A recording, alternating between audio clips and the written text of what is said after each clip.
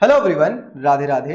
आज आपका CA intermediate का लॉ का पेपर खत्म हुआ है एंड होप सो आप लोगों का पेपर काफी अच्छा गया होगा।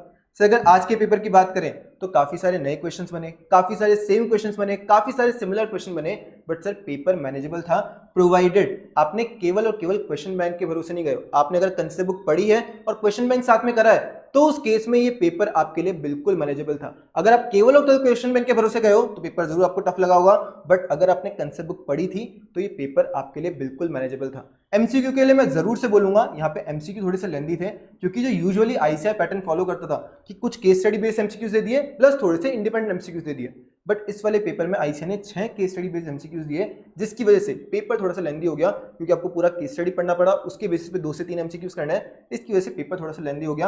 अदरवाइज जो डिस्क्रिप्टिव है वो बिल्कुल मैनेजेबल था। भले ही नए क्वेश्चन थे बट नए क्वेश्चन में भी ऐसा कुछ नहीं था कि बिल्कुल ही घुमा दिया। जैसा सितंबर 25 का पेपर आया था ना, उससे तो काफी गुना ये इजी पेपर आया। तो यहाँ पे पेपर मैनेजेबल था प्रोवाइडेड आपने कंसेप्ट बुक से अच्छी तरीके से पढ़ाई करी। अभी सर जो मैंने आपको बोला था कि कैटेगरी ए से आपके 75 से 80 मार्क्स का पेपर आने वाला है, 80 मार्क्स का पेपर है।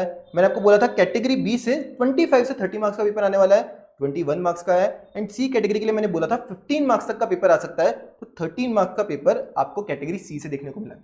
अभी सर कैटेगरी ए में डिस्क्रिप्टिव 56 मार्क्स का आया, 12 एमसीक्यूज आए, 15 में से 12 एमसीक्यूज आपके कैटेगरी ए चैप्टर से थे। उसके बाद में कैटेगरी बी में आपको डिस्क्रिप्टिव 15 मार्क्स का मिला एंड 3 एमसीक्यूज आपको कैटेगरी बी चैप्टर से देखने को मिले। उसके बाद में कैटेगरी सी से आपको 13 मार्क्स का डिस्क्रिप्टिव देखने को मिला और एक भी एमसीक्यू कैटेगरी सी चैप्टर से नहीं है, कैटेगरी चैप्टर से बिल्कुल भी एमसीक्यू नहीं है। अभी सर अगर आपको चेक करना है कि यहाँ पे जो सेम मैंने लिखा है या फिर जो भी मैं एबीसी का बोल रहा हूँ वो आप एग्जाम के बाद में आराम से चेक कर सकते हो, कोई भी प्रॉब्लम नहीं है। अभी यहाँ पे मैंने आपको एबीसी कैटेगरी यहाँ पे जो पहले शेयर करा था वो दिखा दिया, और यहाँ पे जो भी सेम है, जो भी सिमिलर है, जो भी नए क्वेश्चन है वो ऑलरेडी यहाँ पे मेंशन्ड है, आप यहाँ से देख सकते हो। अभी सर लॉ का पेपर आपका जैसा भी हुआ, अगर बहुत अच्छा हुआ है, बहुत ज्यादा एक्साइटेड नहीं होना है, आज फिर भी पढ़ाई करनी पड़ेगी। ऐसा मत करना कि बहुत अच्छा हो गया तो आज पढ़ाई नहीं करी, और अगर बहुत बेकार हुआ है लॉ का पेपर तो भी ज्यादा दुखी नहीं होना है। आपको आज वापस से टैक्स पे बैठना पड़ेगा क्योंकि टैक्स वैसे भी इतना वास्ट सब्जेक्ट है कि अगर यहाँ पे आज आप बैठ भी जाओ तो भी थोड़ा दिक्कत हो जाता है उसको 1.5 डेज कवर करने में। और अगर आप यहाँ पे खुश होने के चक्कर में या फिर दुखी होने के चक्कर में आज स्टार्ट नहीं करोगे तो फिर तो टैक्स कंप्लीट होने से रह गया। तो इस केस में अभी के अभी इस वीडियो के बाद में आपको बंद करना है यूट्यूब, अभी के अभी स्टार्ट करोगे आप टैक्स। अब कैसे स्टार्ट करना है, क्या स्ट्रेटेजी रखनी है, उसको हम एक बार डिस्कस कर लेते हैं। सर आज आपको सबसे पहले जीएसटी के कैटेगरी ए एंड बी सारे चैप्टर्स कंप्लीट करने हैं। सर सबसे पहले जीएसटी क्यों? सर जीएसटी और इनकम टैक्स दोनों 50 मार्क्स के हैं, बट जो जीएसटी है वो कंपैरेटिवली इजी है, कंपैरेटिवली छोटा है, तो उस केस में इसको कवर करना आपके लिए थोड़ा सा इजी रहेगा। और यहाँ पे अगर आपने एक बार इसको कवर कर लिया कॉन्फिडेंस भी आपको आ जाएगा।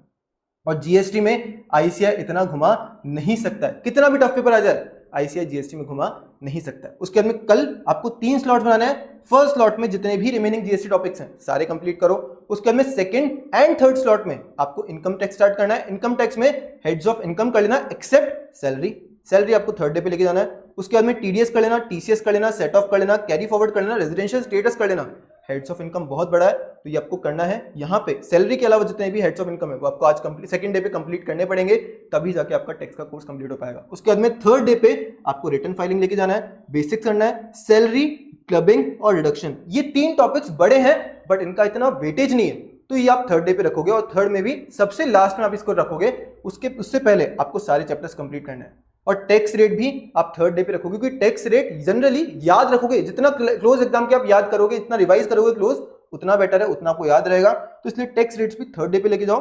बट जो सैलरी, क्लबिंग और डिडक्शन है ये बड़े चैप्टर्स हैं बट इनका वेटेज इतना नहीं है, तो ये आपको सबसे लास्ट प्रायोरिटी चैप्टर आपके रखने हैं। अब सर जीएसटी के लिए किस तरीके से आप कर सकते हो? अगर आज आपका पढ़ाई में मन बैठ रहा है तो प्लीज खुद से पढ़ाई कर लेना, उससे बेस्ट कुछ भी नहीं हो सकता। अगर आप खुद से पढ़ाई नहीं कर पा रहे हो उस केस में जो भी जीएसटी के रिवीजन वीडियो सुरेंद्र सर ने प्रोवाइड किए हुए हैं वो रिवीजन वीडियोस देख लो, आपका उनसे एटलीस्ट सारा का सारा कवर हो जाएगा। मतलब सुरेंद्र सर ने इतने अच्छे से रिवीजन वीडियो बनाए हैं, मैं आपको बोल रहा हूं अगर आपका खुद से मन नहीं कर रहा है तो वो रिवीजन वीडियो एक बार रेफर कर लेना, एटलीस्ट आपका कुछ हो जाएगा खुद से।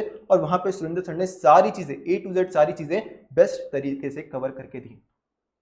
अब सर टैक्सेशन के लिए आपको ये प्लान फॉलो करना है। अगर आप अभी के अभी बैठे नहीं पढ़ाई करने तो उस केस में टैक्स का पेपर आपका कवर नहीं हो पाएगा, टैक्स का पूरा कोर्स कवर नहीं हो पाएगा। जैसे ही रिव्यू वीडियो खत्म हो रहा है आपको यहाँ पे टैक्स के पेपर के लिए बैठना पड़ेगा। अभी सर इसके बाद में जो आगे वाले अटेम्प्ट्स के स्टूडेंट्स देख रहे हैं, यानी मई 26 या फिर सितंबर 26 के स्टूडेंट्स देख रहे हैं, मैं आपको बस एक बार बोलूंगा कि हमारा जो भी कंटेंट है वो एक बार प्लीज रेफर करना।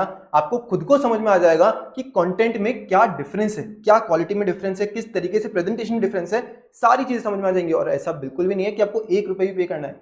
फ्री में ar1c.com पे जाओ, वहां पे आपको फ्री रिसोर्सेज में अकाउंट्स के, लॉ के, जीएसटी के फ्री नोट्स मिल जाएंगे, फ्री क्वेश्चन बैंक मिल जाएगा और आपको खुद को समझ में आ जाएगा कि कंटेंट क्वालिटी में क्या डिफरेंस है, किस तरीके से कितनी मेहनत करके बनाए गए हैं, और आपको बिल्कुल मजा आ जाएगा वो नोट्स और क्वेश्चन बैंक देख के। तो अगर कोई फ्यूचर अटेम्प्ट्स के यहाँ पे स्टूडेंट्स ये वीडियो देख रहे हैं तो जरूर से वो एक बार कंटेंट जरूर से रेफर करना, आपको खुद को समझ में आ जाएगा और यहाँ पे कोई भी पेपर आपको टफ नहीं लगेगा। एंड सर एक चीज समझना, आज के पेपर और यहाँ पे जो अकाउंट्स का पेपर है दोनों एवरेज रहे हैं, तो चांसेस है आपका जो लॉ का पेपर है वो टफ आने वाला है, वो टफ आने वाला है, क्योंकि हर ग्रुप में एटलीस्ट एक पेपर होता है जो आईसीएआई जनरली टफ देता है।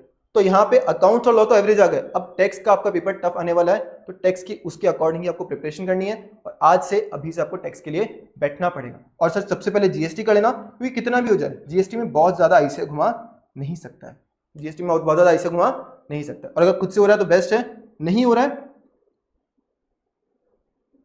तो सुरेंद्र सर के रिवीजन वीडियोस देख लेना। और एक सुरेंद्र सर ने वीडियो बनाई है कंप्यूटेशन ऑफ जीएसटी के लिए, जिसका आपके काफी अच्छा खासा वेटेज रहता है पेपर में, तो वो कंप्यूटेशन ऑफ जीएसटी की वीडियो तो जरूर से देख लेना। आप रिवीजन वीडियोस देख रहे हो नहीं देख रहे हो, बट जो सुरेंद्र सर ने कंप्यूटेशन ऑफ जीएसटी की वीडियो बनाई है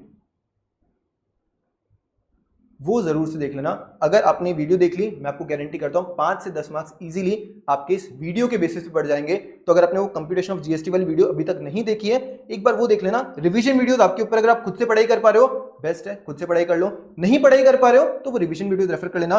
बट इन एनी केस भले खुद से पढ़ रहे हो नहीं पढ़ रहे हो, कंप्यूटेशन ऑफ जीएसटी वाली वीडियो तो जरूर से देख लेना। उससे आपके मिनिमम 5 से लेकर 10 मार्क्स तक आराम से बढ़ सकते हैं आपके पेपर में। तो वो कंप्यूटेशन ऑफ जीएसटी वाली वीडियो छोड़ने की गलती मत करना, एक बार उसको देख लेना। ज्यादा लंबी वीडियो नहीं है, आराम से थोड़ा सा टाइम निकाल के ये प्लीज वीडियो देख लेना। बाकी आपको ये शेड्यूल आज फॉलो करना है। 9 जनवरी को 3 से ज्यादा स्लॉट मत करना, अगर 3 से ज्यादा स्लॉट करे तो पढ़ाई पूरी डिस्टर्ब हो जाएगी। मैक्सिमम 3 स्लॉट करने, 5-5 घंटे के स्लॉट बनाओ या फिर जिस भी तरीके से आपको सही लगे उस अकॉर्डिंग स्लॉट बनाओ, बट मैक्सिमम 3 स्लॉट बनाने हैं। एक स्लॉट में पढ़ाई करी, थोड़ा सा ब्रेक लिया, सेकंड स्लॉट में पढ़ाई करी, थोड़ा सा ब्रेक लिया, थर्ड स्लॉट में पढ़ाई करी, फिर उसके बाद सो गए। फिर नेक्स्ट डे आपको पढ़ाई करनी है एंड 12 बजे के अराउंड तक पूरा खत्म करके लंच वगैरह करो और निकलो एग्जाम्स के लिए। यहाँ पे उससे ज्यादा टाइम आपको डिवोट नहीं कर पाओगे आप। तो यहाँ पे 8 जनवरी और 10 जनवरी तो पूरे टाइम पढ़ाई करनी है। 9 जनवरी के लिए इसमें आपको केवल और केवल 3 स्लॉट्स बनाना है, इससे ज्यादा स्लॉट्स प्लीज मत बनाना, पढ़ाई पूरी डिस्टर्ब हो जाएगी। एक बार अगर आपको देखना है तो यहाँ पे 1A है, 1A न्यू आया है, 1B न्यू आया है, 1C न्यू आया है, 2A as it is same है क्वेश्चन नंबर 28 से, 2B न्यू है, 2C न्यू है, 3A न्यू है, 3B न्यू है, 3C न्यू है। उसके अलावा 4A अपना सेम है क्वेश्चन 19 वाला, 4B 4C न्यू आए हैं।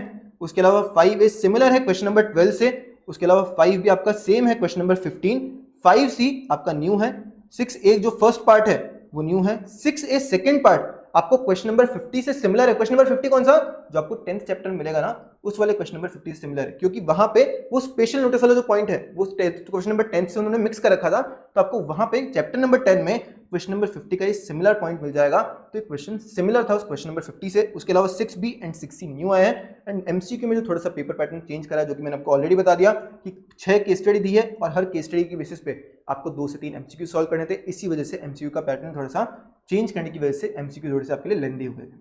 बाकी पेपर एवरेज था, टफ बिल्कुल भी नहीं था। और यहाँ पे आज की वीडियो को हम अभी एंड करते हैं। अभी आपको क्या करना है, अभी आपको टेक्स्ट स्टार्ट करना है, जो कि ऑलरेडी मैं आपके साथ स्ट्रेटेजी शेयर कर चुका हूँ। अभी आज की वीडियो के लिए इतना ही।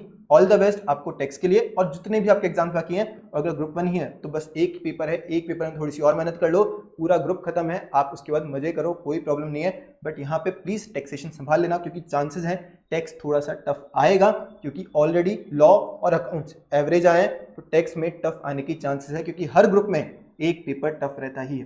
तो आज की वीडियो के लिए इतना ही। Thank you so much. Radhe Radhe, जय श्री कृष्ण।